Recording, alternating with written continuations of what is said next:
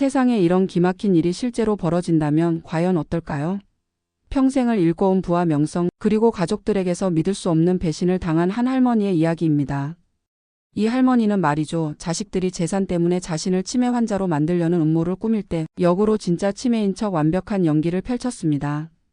그리고 결국 그들을 향한 짜릿한 복수를 성공시켰는데요. 도대체 이 할머니는 어떻게 그런 엄청난 계획을 세울 수 있었을까요? 궁금하시다면 지금부터 저 캡숑이의 이야기에 귀를 기울여 주세요. 평생을 악착같이 벌어 막대한 재산을 일군 김덕분 할머니. 80이 넘은 나이에도 고풍스러운 한옥에서 여유롭게 지내셨죠. 하지만 어느 날부터인가 할머니는 자식들 앞에서 딴 사람이 되어갔습니다.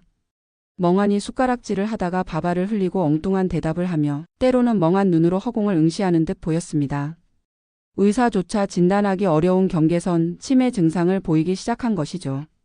그리고 자식들은 이 기회를 놓치지 않았습니다. 따스한 햇살이 드는 한옥 대청마루에서 할머니는 평소처럼 식사 중이셨습니다. 멍하니 숟가락질을 하다가 또다시 밥알을 흘리는 모습. 이를 지켜보는 장남 박철수 씨, 며느리 이지영 씨, 그리고 딸 박미숙 씨의 얼굴에는 불쾌함과 짜증이 역력했습니다. 손자 김민중 군은 그저 스마트폰 화면에만 콜을 받고 있었죠. 장남 박철수 씨는 작은 한숨을 쉬며 어머니 밥 좀 제대로 드세요.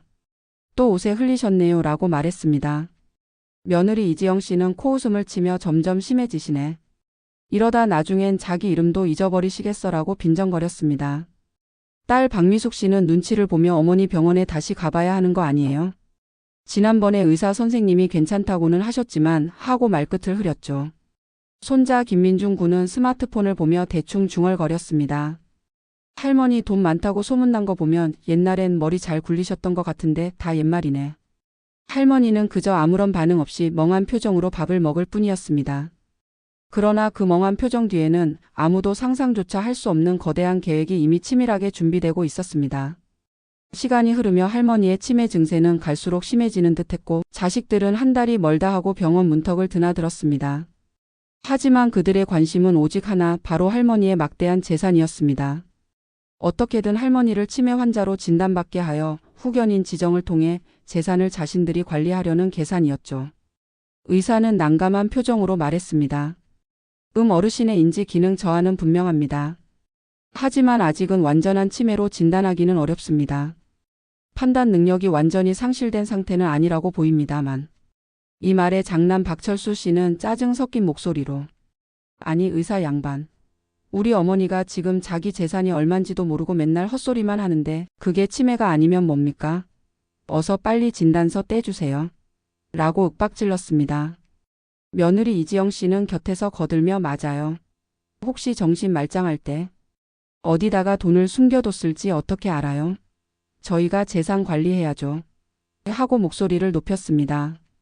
손자 김민중 군은 의자에 몸을 기대며 불평하듯 말했습니다. 변호사 선임해서 후견인 지정해야 한다고 아빠. 돈 다 날리기 전에 빨리 좀 해요. 의사는 깊은 한숨을 쉬며 진료 기록을 넘길 뿐이었습니다. 자식들은 이미 머릿속으로 각자의 몫을 계산하며 서로를 향해 날선 눈치 싸움을 벌였습니다. 딸 박미숙 씨는 주눅든 목소리로 오빠 언니. 그래도 아직 어머니 살아계시는데 이런 얘기는 좀 하고 망설였지만 이지영 씨는 야 박미숙. 언제 죽을지도 모르는 노인네 재산 보고만 있을 거야? 나중에 불평하지 말고 가만 있어. 라며 그녀를 다그쳤습니다. 결국 박철수 씨는 닥쳐 둘 다.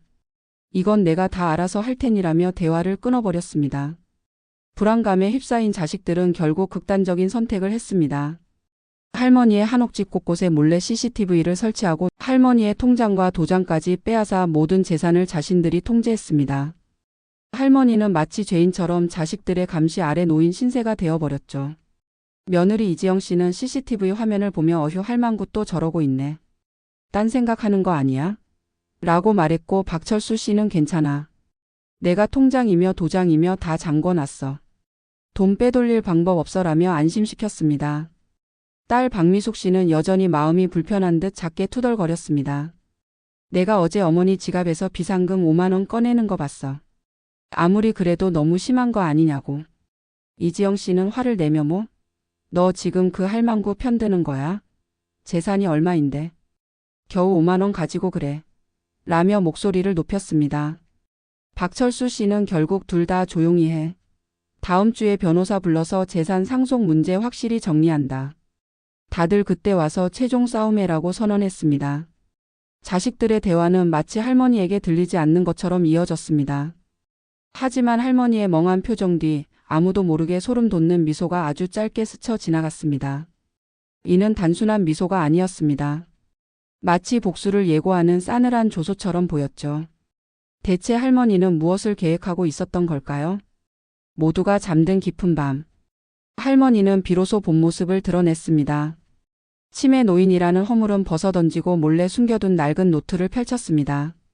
노트에는 깨알 같은 글씨와 함께 진실게임, 마지막 유산, 상속 포기각서 등 섬뜩한 단어들이 빼곡히 쓰여 있었습니다. 이 모든 것은 할머니가 치밀하게 계획한 복수극의 시나리오였습니다. 몇 주 전 할머니는 유명한 박 변호사를 찾아갔습니다. 변호사는 할머니의 또렷한 눈빛과 비범한 언변에 놀라움을 금치 못했죠. 할머니는 박 변호사에게 말했습니다. 걱정 마라, 박 변호사. 내가 이 바닥에서 이 정도 연기도 못하겠나? 내 자식들 돈 앞에서는 눈먼 장님들이야. 내가 던져주는 미끼만 물게 돼 있어. 준비된 서류들은 완벽한지 다시 한번 확인해봐라. 박 변호사는 대답했습니다. 네, 어르신. 모든 것이 법적으로 완벽합니다. 특히 이 상속 포기각서와 각 재단 기부 서약서는 공증까지 마쳤습니다. 마지막 유언장과 이 녹음 파일이 결정적인 증거가 될 겁니다. 할머니는 박 변호사 앞에서 묵묵히 서류들을 확인하며 흡족한 미소를 지었습니다. 탐욕에 젖은 자식들이 자신의 발등을 찍을 그 날만을 손꼽아 기다리며 드디어 대망의 그날이었습니다. 할머니의 재산 분배를 위한 가족회의가 열렸죠. 자식들은 이미 자신들의 몫을 계산하며 재산을 나누는 상상에 빠져 있었습니다. 박 변호사가 들고 온 묵직한 서류 가방이 탁자 위에 놓이는 둔탁한 소리가 들렸습니다. 장남 박철수 씨는 박 변호사님 어서 진행하시죠.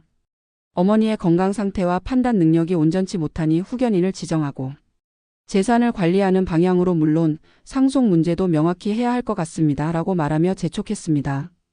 며느리 이지영 씨는 제발 빨리 이 지긋지긋한 싸움 이제 끝내자고요.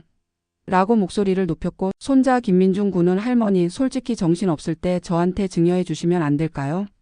어차피 다 제 건데요. 라고 은근슬쩍 요구했습니다. 할머니는 박 변호사 옆에 앉아 그저 멍한 표정을 짓고 있었습니다. 박 변호사가 무언가를 꺼내려던 바로 그 순간이었죠. 모두의 예상과는 달리 할머니가 갑자기 허리를 꼿꼿이 세우더니 그동안 감춰왔던 날카로운 눈빛으로 자식들을 똑바로 응시했습니다. 그리고 할머니의 입에서 나온 말은 그들을 얼어붙게 만들었습니다. 할머니는 단호한 목소리로 닥쳐라, 이 탐욕스러운 것들아라고 말했습니다. 가족들의 입에서는 짧게 놀란 숨소리가 터져 나왔습니다. 며느리 이지영 씨는 황당한 듯 헛웃음을 터뜨리며 할망구가 또 헛소리를 하시네, 드디어 미쳤나 봐요라고 빈정거렸습니다. 하지만 할머니의 다음 말은 그들의 헛된 기대를 산산조각 냈습니다. 할머니는 싸늘하게 비웃듯이 말했습니다. 미친 건 너희들이지. 내가 치매 걸린 줄 알았지? 착각하지 마라, 애송이들아. 할머니는 며느리의 뺨을 가볍게 치듯 손을 쳐냈습니다. 이어서 손에 들린 태블릿의 전원 버튼을 누르자 화면이 켜지는 소리와 함께 지직거리는 노이즈가 잠시 들린 후 익숙한 목소리들이 흘러나왔습니다. 녹취록 속 김민준의 목소리는 이렇게 말했습니다. 할머니 빨리 돌아가시면 좋겠다. 재산 꿀꺽해야 하는데 뒤이어 이지영의 목소리가 들려왔습니다. 저 치매 할망구 병원에 쳐넣고 재산부터 빼돌려야 돼. 녹취록이 끝나자 가족들은 너무나도 놀란 나머지 짧게 하는 소리를 내뱉으며 얼어붙었습니다. 할머니의 나지막한 웃음소리가 정적을 깨고 들려왔습니다. 자식들의 얼굴은 새파랗게 질렸습니다. 그들이 주고받았던 추악한 대화가 고스란히 녹음되어 흘러나오자 할머니는 그들을 보며 여유롭게 미소 지었습니다. 할머니는 그들을 향해 물었습니다. 그래, 너희들 듣던 대로구나. 내 아들, 딸 그리고 손자라니 내가 평생 모은 돈 이런 개만도 못한 너희들에게 물려줄 줄 알았더냐? 박 변호사가 앞으로 나서 손에 든 서류 뭉치를 탁자에 힘껏 내려놓는 소리가 울렸습니다. 그리고 김덕분 할머니의 최종 유언장을 낭독하기 시작했습니다. 이 유언장은 할머니가 완벽한 인지 능력을 갖춘 상태에서 작성되었고 공증까지 마친 유효한 법적 문서라고 강조했죠. 박 변호사는 담담하게 유언장 내용을 읽었습니다. 본인 김덕부는 상속인인 박철수, 박미숙, 김민준의 상속권을 모두 박탈하며 본인의 전 재산 현금 500억 원과 모든 부동산 및 유가증권을 사회공헌을 위한 덕분 재단에 전액 기부합니다. 또한 각 상속인에게는 일절의 유산도 남기지 않습니다. 이 말이 끝나자 가족들은 경악하며 의자에서 비틀거리다 주저앉고 말았습니다. 며느리 이지영 씨는 말도 안 돼. 하며 절규했습니다. 장남 박철수 씨는 어머니에게 이게 무슨 짓이냐며 울부짖었습니다. 하지만 할머니는 냉정했습니다. 할머니는 말했습니다. 내가 나를 치매 노인 취급하며 병원에 가두려 할 때 나는 재산을 어디에 쓸지 생각하고 있었다. 너희는 그저 내게 고통과 실망만을 안겨줬을 뿐이니 단 한 푼도 줄 수 없다. 딸 박미숙 씨는 자신은 아니지 않냐고 애원했지만 할머니의 대답은 더 매서웠습니다. 할머니는 질책하듯 말했습니다. 너는 가장 비겁했다. 아닌 척 뒤에서 동조하고 지켜만 보지 않았더냐? 넌 내가 가진 죄 없는 지푸라기 하나도 받을 자격 없다. 손자 김민중 군은 할머니 돈 때문에 그동안 백수로 있었는데 그럼 어떻게 살아가냐며 소리쳤습니다. 할머니는 단호하게 받아쳤습니다. 너희 같은 백수들이나 생겨나지 말라고 이 돈으로 더 나은 세상 만드는데 쓰겠다고 했다. 너희는 이제부터 내 돈 없이 살아갈 사회 경험이나 쌓아라라고 말이죠. 할머니가 고개를 끄덕이자 박 변호사는 마지막 서류인 상속 포기 각서를 꺼내 들었습니다. 그는 자녀분들이 치매로 인해 정상적인 판단이 어려울 때 작성하게 했던 이 각서가 법적인 효력을 가진다며 이제 이것이 모든 상속권 박탈의 근거가 된다고 설명했습니다. 가족들은 절망하며 무릎 꿇고 주저앉았습니다. 그들의 입에서는 참을 수 없는 흐느낌이 터져 나왔습니다. 탐욕에 눈이 멀어 그들이 직접 서명했던 상속 포기 각서. 그것이 바로 그들의 모든 상속권을 빼앗아가는 결정적인 증거가 되었습니다. 자식들은 이제 모든 것을 잃은 채 절망할 수밖에 없었습니다. 저 멀리서 기자들의 카메라 플래시 터지는 소리와 와글거리는 질문 소리가 어렴풋이 들립니다. 결국 김덕분 할머니의 전 재산은 탐욕스러운 자식들 손에 단 한 푼도 들어가지 못했습니다. 치매 연기에 완벽히 속아 넘어간 그들은 철저하게 버림받았고 할머니는 시원한 사이다를 제대로 들이켰습니다. 할머니는 환한 미소를 지으며 덕분 재단 설립 기자회견에 나타났습니다. 그곳에서 할머니는 말했습니다. 이제 이 돈은 나보다 더 어려운 사람들을 위해 쓸 겁니다. 저의 남은 생은 이 재단과 함께 의미 있게 보낼 생각입니다. 취재진의 카메라 플래시가 연신 터지고 수많은 기자들이 환호했습니다. 몇 개월 후 김덕분 할머니의 자식들은 초라한 거리로 내몰렸습니다. 낡은 아파트 단지 앞에서 싸구려 술을 마시며 서로를 원망하고 있었습니다. 이지영 씨는 다 오빠 때문이야. 오빠가 상속 포기. 각서 같은 거 서명 안 했으면 이런 일 없었잖아. 라고 외쳤습니다. 박철수 씨는 닥쳐. 너도 빨리 돈 챙기자고 난리였잖아. 다 그 노인네 때문이야. 라며 받아쳤고 김민중 군은 망할 할머니. 내 돈. 하고 분통을 터뜨렸습니다. 딸 박미숙 씨는 눈물을 흘리며 어머니한테 정말 왜 그러셨어요? 라고 흐느꼈습니다.